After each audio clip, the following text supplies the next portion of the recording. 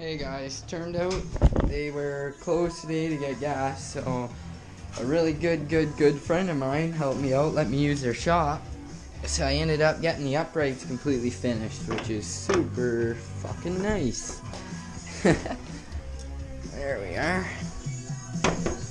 So those are all completely done. I'm gonna bolt them on right now here. We'll see how they look.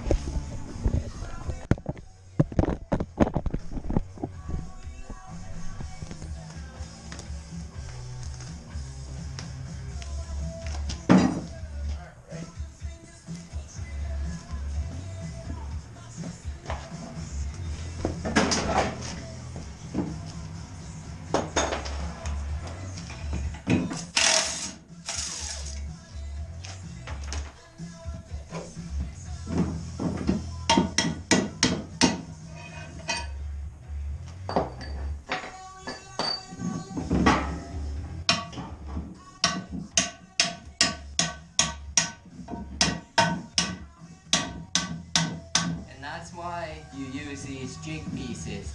As you can hear how tight this is coming out, it really wasn't that tight going in there, so definitely they do their job.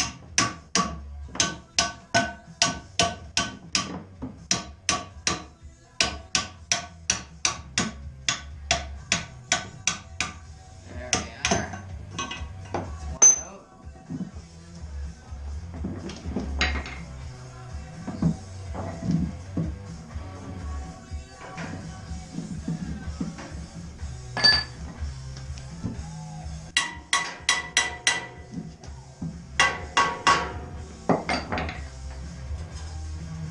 Now, if this stuff isn't tight going together, you definitely did something wrong. They should be very tight.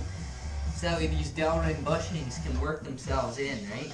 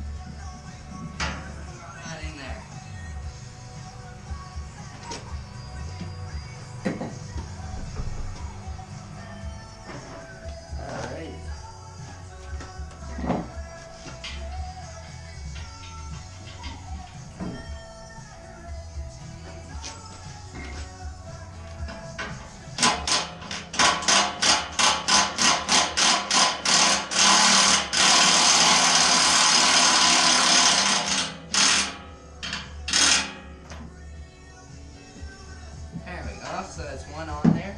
And as you can see, that is really, I wouldn't say really tight, I can move it. But this is a 1,000-pound buggy, so it's definitely going to move it once it's got weight on it. And the important thing is right now is that these rods are not moving, and the only thing that's moving is a rod on the Delrin bushing. That's going to be proper. If you see your Delrin rotating inside the A-arm, you have a problem, or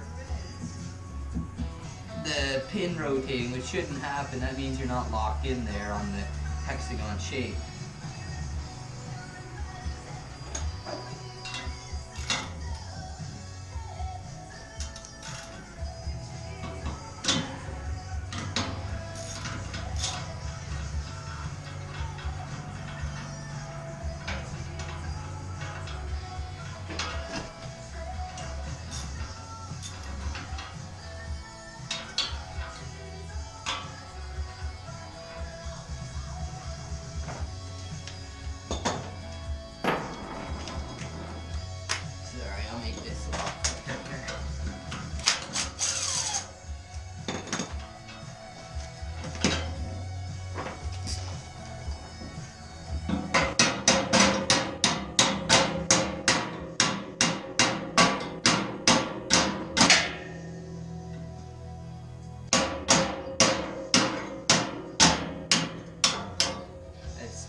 two out.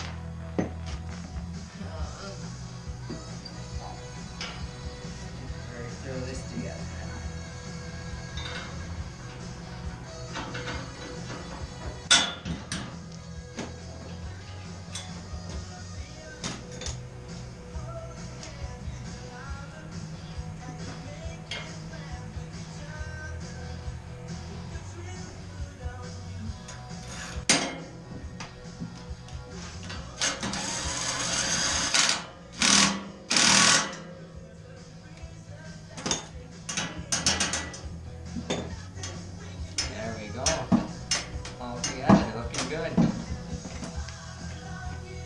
So now, next step is going to be to machine the spacers for inside here, the rod end spacers, which will help hold this all square and together, because as you can see, this isn't perfectly centered in there. But once I have the spacers in here like that, it'll hold it perfectly centered. I can move it to center just like that.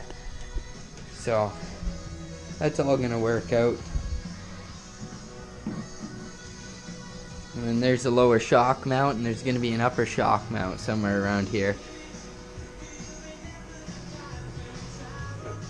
So I'm going to get the other side on, and probably next time you'll see me, I'll be working on the bushings for these upper rod ends, because that'll be the next step.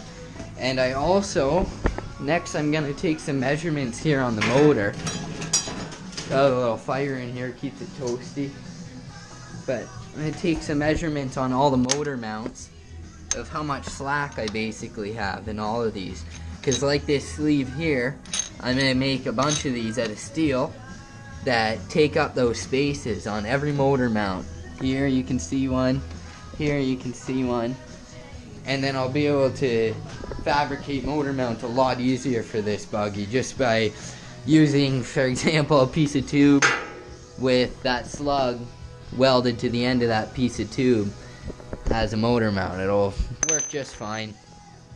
So that'll be the next two steps. Alright, looks good, a lot wider.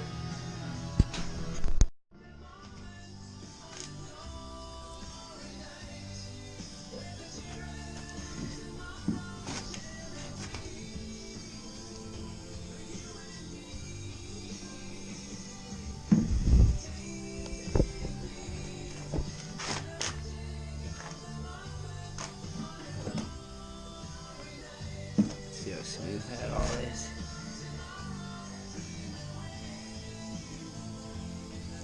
Everything's looking super good. Guys, got both uprights on here. Well, see the rear end together. Looks awesome. And my neighbor came over and helped me lift the motor up into here. Nowhere near to where it needs to go, but sort of just wanted to see how it fit in there, sort of thing. Get it out of the corner and put it obviously up in here and off the ground. It's got to come down quite a bit, but you can see a little bit here. I'm going to measure all the engine mounts and start machining the slugs for those so I can start mounting the motor up here.